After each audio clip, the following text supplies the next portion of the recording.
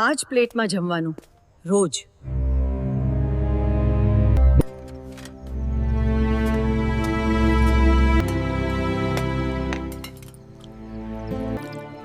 આ માત્ર પ્લેટ નથી, આમાં કંઈક છે જે મને મારી જગ્યા યાદ અપાવે છે. હંમેશા આ જ પ્લેટ કેમ? એમ જ ચાલે છે.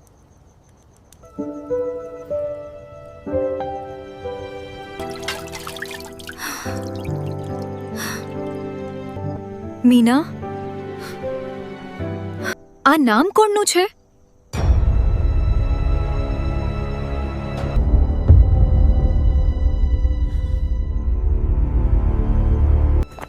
આ પ્લેટમાં પહેલા પણ એક વહુ જમતી હતી. તો હવે એ ક્યાં છે?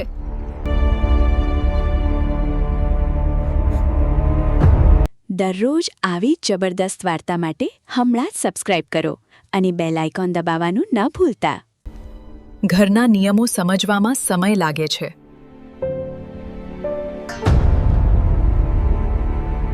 આ મૌન હવે તોડવું પડશે. નૈના જ્યારે આ ઘરમાં વહુ બનીને આવી ત્યારે સૌએ એક જ વાત કહી હતી: ઘર મોટું છે, પરિવાર સંસ્કારી છે અને સૌથી સારી વાત, સાસુ બહુ ધાર્મિક છે. ધાર્મિક આ શબ્દ સાંભળતા જ નૈનાના મનમાં સાસુની એક ખૂબ નરમ છબી ઊભી થઈ ગઈ હતી. સવારે પૂજા કરતી હોય, ઘરમાં શાંતિથી વાત કરતી હોય, વહુને દીકરી સમજીને શીખવાડતી હોય. પણ સાસરીના ઘરમાં પગ મૂક્યા પછી થોડા જ દિવસમાં એને સમજાઈ ગયું: ઘણા લોકો ભગવાનના આગળ માથું ઘણું ટેકે છે, પણ માણસ સામે દિલ ક્યારેય નમતું નથી. આ ઘરના મધ્યમાં હતી રમીલાબેન. બહારથી ભક્તિભાવથી ભરેલી, હાથમાં રુદ્રાક્ષ, મોઢામાં રામ નામ, મંદિર, વ્રત, સત્સંગ, દાન બધું નિયમિત. પણ ઘરના અંદર એમનો સ્વભાવ એકદમ જુદો હતો. દરેક વાતમાં નિયંત્રણ, દરેક કામમાં ખામી, દરેક સંબંધમાં માપદંડ. એમનો એક જ દીકરો સંદીપ અને એની પત્ની નૈના. સંદીપ નોકરીએ જતો, સવારે નીકળે અને ઘણીવાર મોડે ઘરે આવે. ઘરના મોટાભાગના કલાકોમાં નૈના અને રમીલાબેન સામસામે જ રહેતા. નૈના ગરીબ ઘરની છોકરી હતી, પણ ભણેલી અને ખૂબ સમજદાર. લગ્નમાં બહુ દહેજ નહોતો આવ્યો એ વાત રમીલાબેનને ક્યારેય ભૂલાતી નહોતી. સીધું ક્યારેય કશું ના કહે, પણ રોજના શબ્દોમાં ટોણા મિક્સ હોય. આજકાલની છોકરીઓને ઘરકામ કરતાં મોબાઈલ વધારે ગમે. તમારા પિયરમાં કદાચ આમ ચાલતું હશે. અમે તો વહુને દીકરી ગણીએ, પણ દીકરી જેવું વર્તન સામેવાળો કરે તો ને. નૈના શરૂઆતમાં હસીને બધું ગળી જતી. એમને લાગતું નવું ઘર છે, સમય લાગશે. પણ થોડા દિવસમાં એક અજીબ વાત એની નજરે પડી. ઘરમાં બધા લોકો અલગ અલગ સ્ટીલ કે ચાંદી જેવી ચમકતી પ્લેટમાં જમતા. રમીલાબેન માટે ખાસ કાંસાની થાળી, સંદીપ માટે ભારે સ્ટીલની મોટી પ્લેટ. ઘરે મહેમાન આવે તો કાચની ડિઝાઇનવાળી થાળીઓ બહાર આવે. પણ નૈનાને રોજ એક જ પ્લેટમાં જમવાનું મળતું. જૂની, થોડી કાળી પડી ગયેલી, કિનારી પાસે નાનું ટુકડું ઉખડેલું, મધ્યમાં જાણે વર્ષોના ખંજવાળ જેવા નિશાન. પહેલા દિવસે નૈનાએ વિચાર્યું, ચાલે, જે હોય એમાં જમવાનું શું મોટું. બીજા દિવસે પણ એ જ પ્લેટ આવી, ત્રીજા દિવસે પણ, પછી દરરોજ એક જ પ્લેટ. શરૂઆતમાં એને ખાસ વાંધો નહોતો, પણ ધીમે ધીમે એને લાગવા લાગ્યું કે આ કોઈ સંજોગ નથી. કારણ કે જો એ પ્લેટ ધોવાઈ રહી હોય તો પણ રમીલાબેન રાહ જુએ, બીજી પ્લેટ ક્યારેય આગળ ના ધરે. એક દિવસ તો રસોડામાં બધી પ્લેટો ગોઠવેલી હતી, ચોખ્ખી અને તૈયાર. નૈના એમાંથી એક લેવા જતી હતી ત્યાં રમીલાબેનનો કડક અવાજ આવ્યો: એ નહીં, તારી પ્લેટ આ છે. અને એ જ જૂની પ્લેટ એની સામે મૂકી દીધી. નૈનાએ હળવેથી પૂછ્યું, મમ્મીજી આ જ કેમ? રમીલાબેન તરત સ્મિત કરીને બોલ્યા, અરે બટા, આમાં જમવાથી તને નજર નથી લાગે, આ ઘરનો નિયમ છે. નૈના ચૂપ રહી ગઈ. નજર નથી લાગે. વાત સરળ હતી, પણ અવાજમાં કંઈક એવું હતું કે જેમાં સમજાવવા કરતાં અટકાવવાનો ભાવ વધારે હતો. એ દિવસ પછી નૈના પ્લેટને ધ્યાનથી જોવા લાગી. પ્લેટની પાછળ નખથી કોતરાયેલા જેવા 2 અક્ષર હતા: શા. પૂર્ણ નામ ના વાંચાય, પણ કંઈક લખાયેલું હતું. પ્લેટ બહુ જૂની હતી અને એમાં કંઈક અજાણ્યું ભાર હતું. એક દિવસ નૈનાની પાડોશણ મીના રસોડામાં આવી. વાતો કરતાં કરતાં એણે નૈનાની સામે પ્લેટ જોઈ અને એક પળ માટે એની આંખ અટકી ગઈ. અરે, આ પ્લેટ? નૈનાએ પૂછ્યું. શું થયું મીનાબેન? મીનાએ તરત સંભાળી લીધું. ના કંઈ નહીં. પણ એની આંખે જે ચમકારો આપ્યો એ નૈનાથી ચૂકી નહીં. એ રાત્રે નૈના ઊંઘી શકી નહીં. ઘરમાં સાસુની હજારો નાની નાની ટેવો હશે, પણ એક જ પ્લેટને લઈને આટલી જીદ કેમ? અને મીનાબેન આ પ્લેટ જોઈને અચાનક ખભરાઈ કેમ ગઈ? થોડા અઠવાડિયા પસાર થયા. નયના હવે ઘરના દરેક કામમાં નિષ્ણાત થઈ ગઈ હતી. સવારની ચા, બપોરનું જમવાનું, સાંજનો નાસ્તો, કપડાં, સાફ સફાઈ, પૂજા માટે ફૂલ, બધું એ જ કરતી. બહારથી જોનારને લાગતું કે વહુ અને સાસુ સરસ ગળે મળે છે. કારણ કે લમીલાબેન એક વાતમાં ખૂબ હોશિયાર હતા. બહાર સામે ક્યારેય ખોટા દેખાવું નહીં. મહેમાન આવે ત્યારે કહે, નયના તો મારી જમણી હાથ છે. એ આવ્યા પછી મને આરામ થઈ ગયો. હું વહુને ક્યારેય વહુ નથી માની, દીકરી જ માની છે. અને મહેમાન જતાં જ એ જ અવાજ બદલાઈ જાય. ચા પાતળી કેમ? આટલો મીઠો શાક કોણ ખાય? દીકરી જેવી માની એનો અર્થ માથા પર ચડાવવી નથી હોતો. નયનાને હવે સમજાતું હતું, આ ઘર શબ્દોથી નહીં, સંકેતોથી ચલાવાતું ઘર છે. અને એ પ્લેટ પણ એવો જ એક સંકેત હતી. એક બપોરે રમીલાબેન સત્સંગે ગયા હતા. સંદીપ ઓફિસમાં. નયના રસોડું ગોઠવી રહી હતી. એણે ફરી એ પ્લેટ હાથમાં લીધી. પાછળના અક્ષરો પર આંગળી ફેરવી. શા. એમાં નીચે ખૂબ સાખું બીજું પણ કંઈક હતું, જાણે તાં જેવું. નયનાના દિલમાં વિચાર વીજળીની જેમ ચમક્યો. શાંતા? આ નામ ક્યાંક સાંભળેલું હતું. ઘરના સ્ટોરરૂમમાં એક જૂનું લોખંડનું કબાટ હતું. તેમાં જૂના વાસણો, કપડાં અને થેલા હતા. નયનાને યાદ આવ્યું કે એકવાર રમીલાબેને ગુસ્સે કહ્યું હતું, આ જૂની વસ્તુઓને ના અડપી, બધું એમ જ રહેવા દે. એ દિવસે પહેલીવાર નયનાએ કબાટ ખોલ્યું. અંદર જૂના અખબારોમાં લપેટેલી થાળીઓ, એક ફાટી ગયેલી ચાદર, 2 પીળા પડેલા ફોટા અને ઉપરની શેલ્ફ પર નાનો ડબ્બો પડેલો. એણે ડબ્બો ખોલ્યો. અંદર કાળા સફેદ ફોટામાં એક યુવાન છોકરી હતી. સરળ ચહેરો, ભોળું સ્મિત, અને એની બાજુમાં નાની ઉંમરના સંદીપ ઊભા હતા. ફોટાની પાછળ લખેલું હતું, શાંતા અને મારો સોનું 1998. નયનાના હાથ કંપી ગયા. શાંતા? સોનું? સોનું એટલે શું? સંદીપનું ઘરનું નામ? એ હજુ સમજી જ રહી હતી ત્યારે બહારથી રમીલાબેનનો અવાજ આવ્યો. નયના, ક્યાં છે? નયનાએ તાબડતોબ બધું ગોઠવી દીધું. પણ હવે એની અંદર શંકા માત્ર શંકા ન રહી, હવે એ પ્રશ્ન બની ગઈ હતી. રાત્રે સંદીપ ઘરે આવ્યા ત્યારે નયનાએ હળવેથી પૂછ્યું, તમારું નાનપણનું નામ સોનું હતું? સંદીપ થોડો આશ્ચર્યમાં પડ્યો. હા, પણ તને કોણે કહ્યું? એમ જ એક ફોટામાં જોયું. સંદીપનો ચહેરો થોડી પળ માટે સ્થિર થઈ ગયો. કયા ફોટામાં? સ્ટોરરૂમમાં. એ સાંભળતા જ સંદીપનો અવાજ થોડો કડક થયો. મમ્મીના સ્ટોરરૂમમાં શું કામ ગઈ હતી? નયના અટકી ગઈ, માત્ર ગોઠવતા. સંદીપે વાત ત્યાં જ કાપી. જૂની વસ્તુઓમાં ના પડતી મમ્મીને ગમશે નહીં. આ જવાબ સામાન્ય લાગવો જોઈએ, પણ સામાન્ય નહોતો. કારણ કે આ પહેલી વાર હતી જ્યારે સંદીપે કોઈ વાતને લઈને તરત દિવાલ ઊભી કરી દીધી. નયના હવે ખાતરીથી કહી શકતી હતી, આ પ્લેટમાં માત્ર વાસણનો નહીં, ઘરના કોઈ દબાયેલા ઇતિહાસનું રહસ્ય છે. બીજા દિવસે બપોરે મીના ફરી આવી. આ વખતે નયનાએ સીધું પૂછ્યું, મીનાબેન, તમને એ પ્લેટ જોઈને કેમ અજીબ લાગ્યું હતું? મીના પહેલાં તો ટાળી ગઈ. અરે કંઈ નહીં બહેન. જુઓ, હું આ ઘરની વહુ છું, પણ મને રોજ એ જ જૂની પ્લેટમાં ખાવું અપાય છે, અને હવે મને લાગે છે કે એની પાછળ કંઈક છે. તમે જાણો છો તો કહો.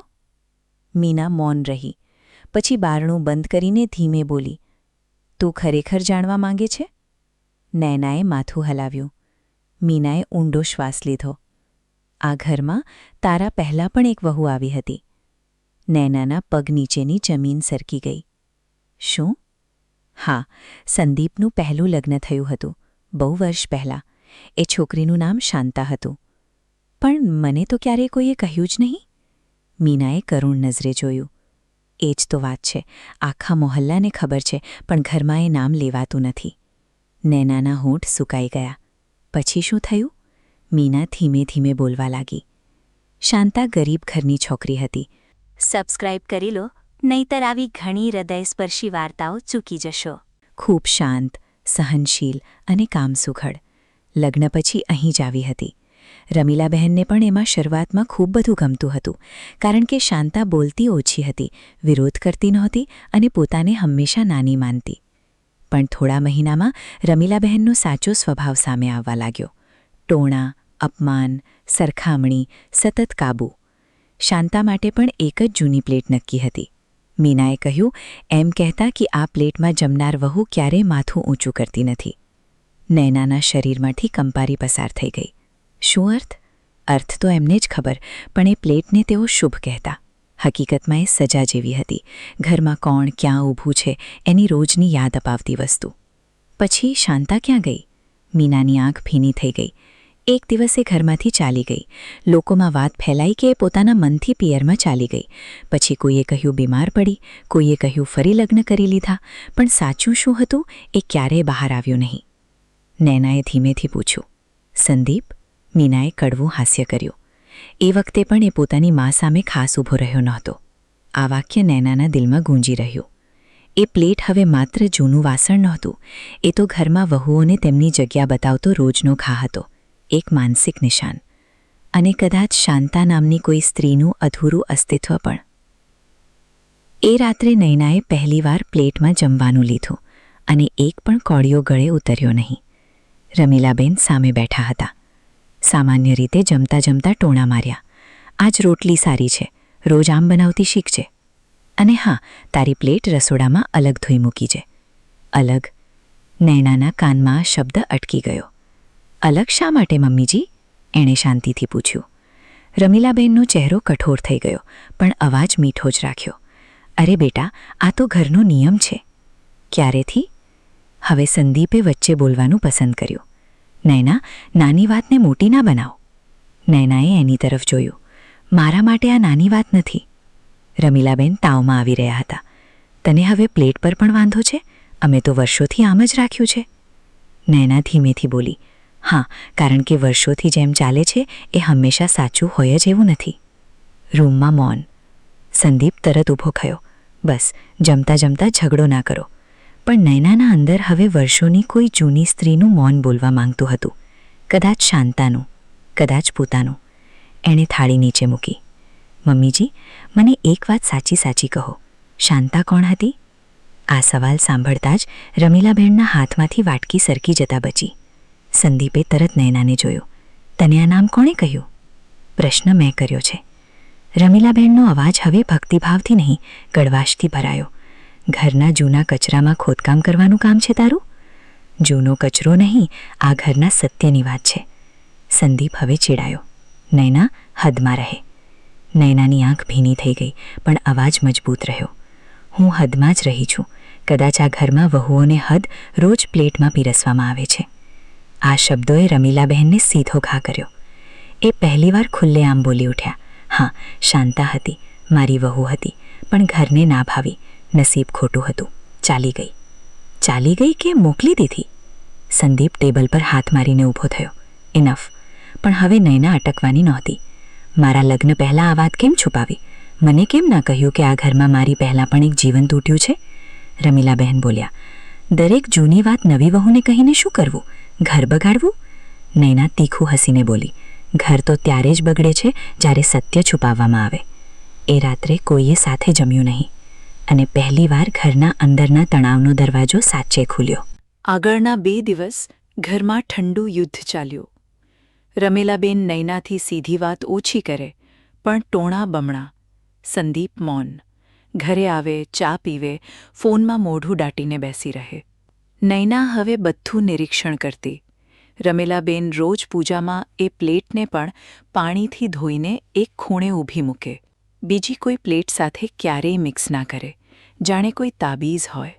એક બપોરે ઘરમાં જૂના કાગળો ગોઠવતી વખતે નૈનાને કબાટની નીચે એક ફાઇલ મળી. અંદર હોસ્પિટલના કાગળો, જૂનું રેશન કાર્ડ અને એક પત્ર. પત્ર ક્યારેય મોકલાયો જ ન હતો. શાયદ લખીને રાખી દેવાયો હતો. ઉપર નામ લખેલું, માં. અંદરનું લખાણ નાજુક અને ધ્રુજતા હાથથી લખાયેલો હતો. માં, હું અહીં સારી નથી. હું રોજ સમજું છું કે મારામાં જ ખામી હશે, પણ હવે લાગે છે કે મને ધીમે ધીમે તોડી પાડવામાં આવી રહી છું. મને જુદી પ્લેટમાં ખવડાવવામાં આવે છે. કહે છે કે આ ઘરનો નિયમ છે, પણ એ દરેક દિવસ મને યાદ અપાવે છે કે હું આ ઘરની નથી.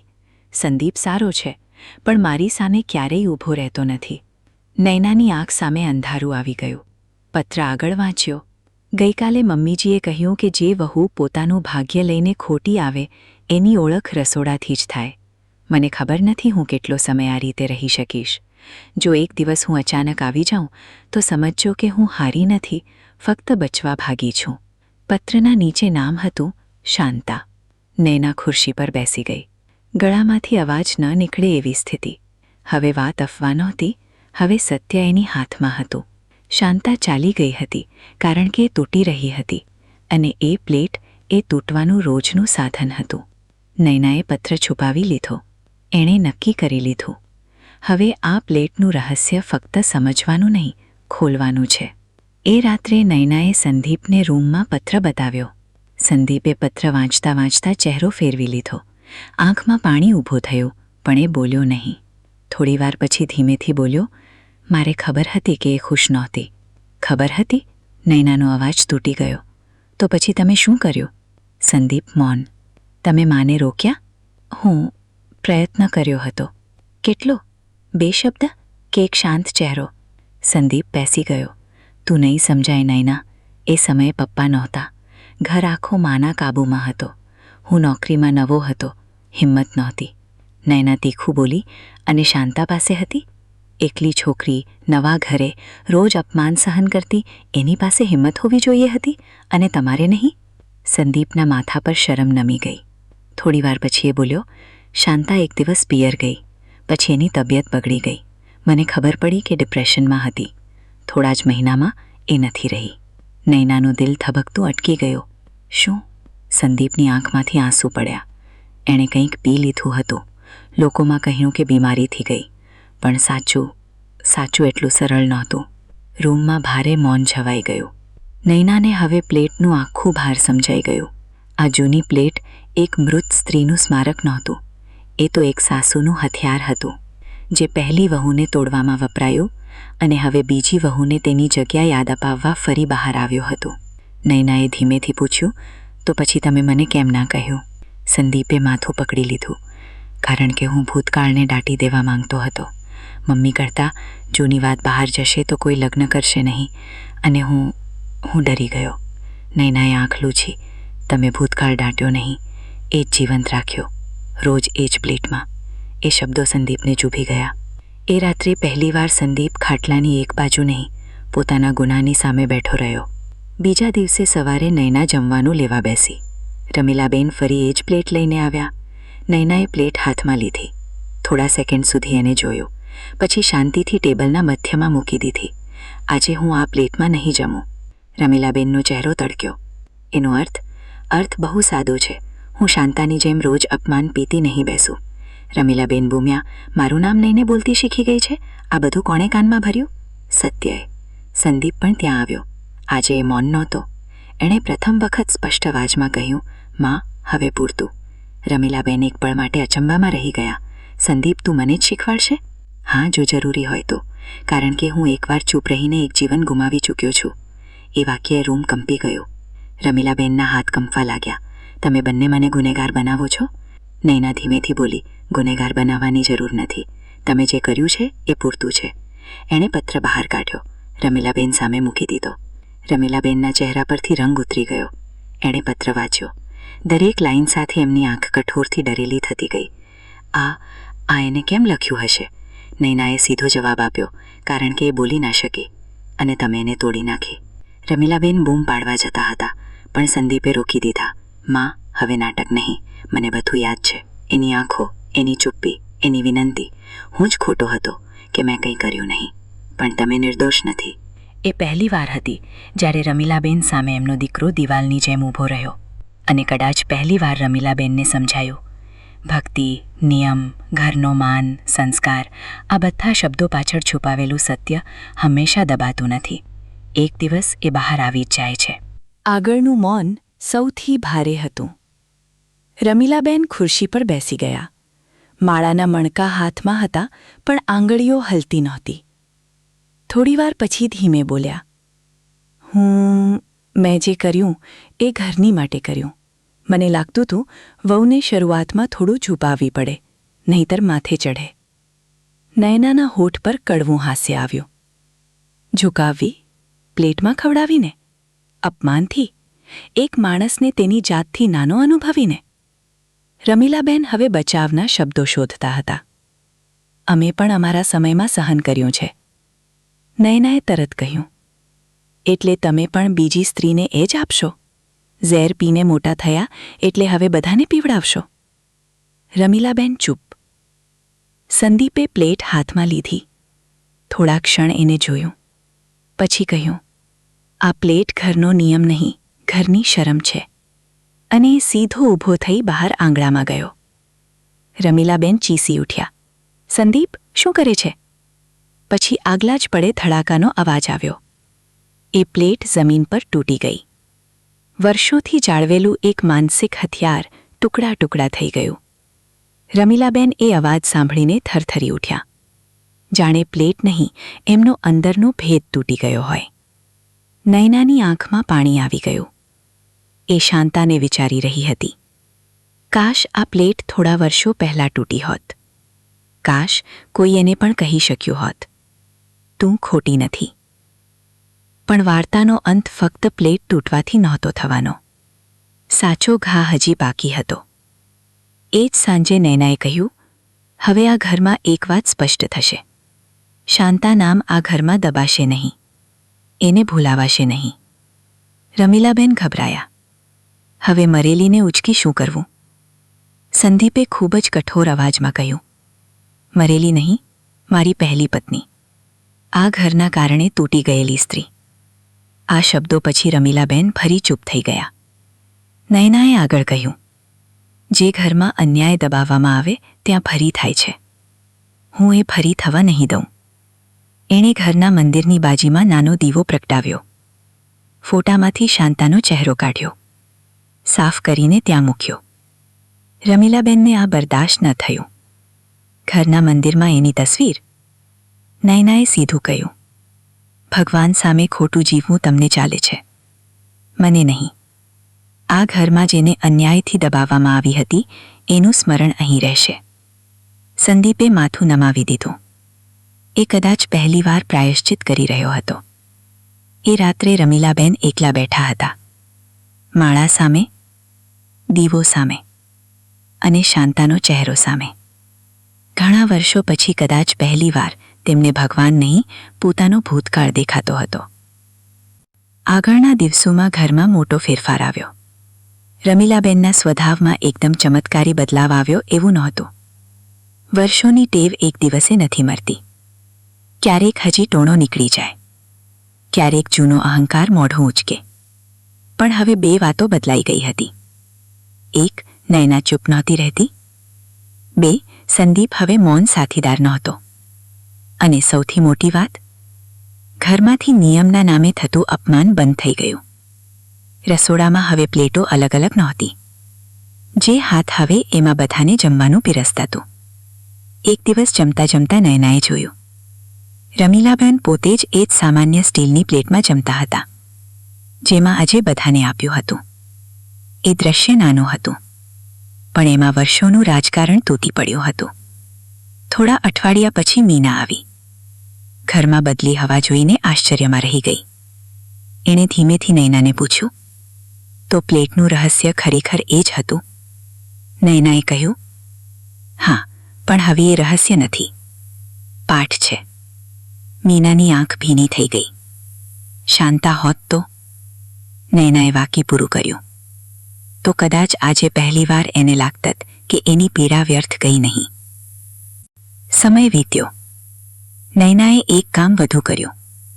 એને નજીકના મહિલા મંડળમાં જઈને એક બેઠકમાં વાત કરી. ઘરમાં થતી એવી નાની નાની બાબતો વિશે જેને લોકો નિયમ, રીત, ઘરનો સંસ્કાર કહીને સામાન્ય ગણે છે. અલગ પ્લેટ, અલગ કપ, અલગ બેઠાડો, સૌ સામે ટોણા, ખાનગીમાં અપમાન. એણે કહ્યું, માનસિક હિંસા હંમેશા મારથી નથી થતી. ઘણીવાર એક પ્લેટથી પણ થાય છે.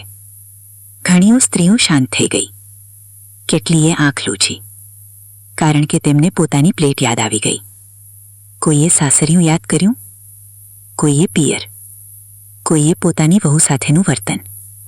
નયનાને હવે સમજાયું, આ વાર્તા ફક્ત એની નહોતી. ઘણા ઘરોમાં આવા નિયમ હજુ જીવતા હતા. વર્ષો પછી જ્યારે નયનાને દીકરી થઈ ત્યારે એક દિવસ નાની છોકરી રસોડામાં રમતી રમતી પૂછે, મમ્મી, આપણા ઘરે બધાની પ્લેટ એકસરખી કેમ છે? નયના થોડી ક્ષણ માટે સ્થિર થઈ ગઈ. પછી હળવેથી હસીને બોલી, કારણ કે આ ઘરમાં કોઈ કોઈથી નાનો નથી.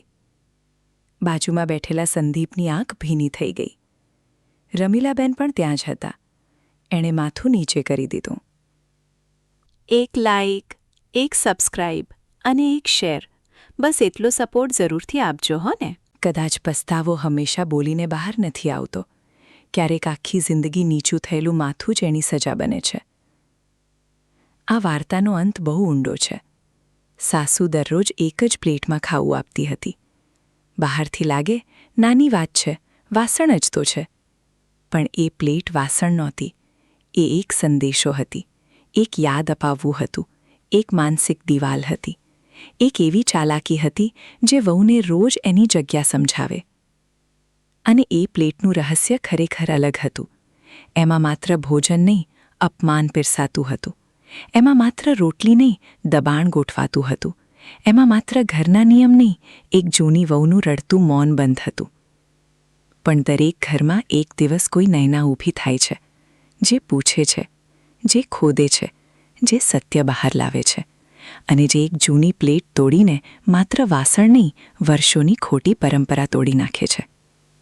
કારણ કે ઘણીવાર ઘર બચાવવું હોય તો પહેલાં ઘરમાં છુપાયેલો અન્યાય તોડવો પડે.